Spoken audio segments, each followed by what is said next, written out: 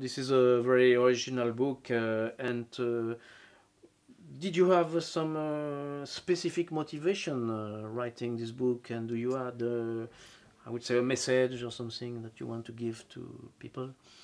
Yeah, the main message is I really want to encourage people to think big, because I feel that we humans have again and again and again underestimated not only the size of our cosmos, realizing that everything we thought existed was just a small part of a much grander structure, like a planet, a solar system, a galaxy, a universe, and maybe even a hierarchy of parallel universes, but we've also repeatedly underestimated the power of our human minds to understand the cosmos. And through this deeper understanding, we realized that we could make technology that could really improve life in various ways. And I think it's very interesting when I've talked to a lot of people who sat next to me on airplanes and so on, to see how much of breakthroughs in recent physics can be quite well understood without having much of a background in science. So I wrote this book very much also not to just convey the results of science, but also how much fun it is to be part of this process, and how I want people to feel empowered. Today, we read the news, it can be very depressing at times. Sure. And it's very easy to feel small and insignificant. But I think that would be a great mistake, actually, because I think, when people thousands of years ago looked at these little white dots in the sky and they had beautiful myths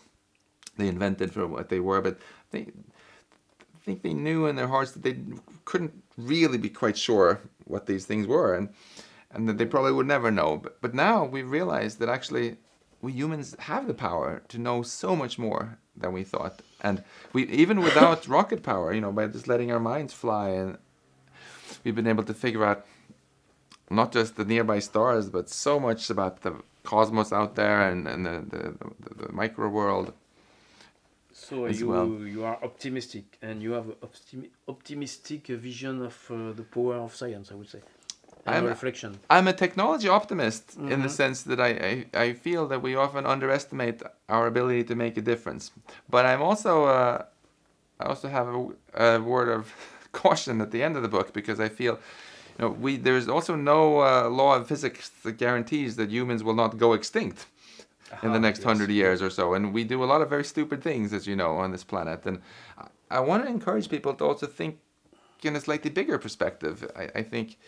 Now, I had the fortune to have lunch with an astronaut recently, and he said that it was a very powerful emotional experience. The first time he was sitting in the International Space Station looking down at this beautiful planet with 7 billion people there, and he sort of promised himself that from then on he was going to never lose sight of the big picture. Next time he got his parking ticket, or you had your motorcycle stolen there, to put it a bit in perspective.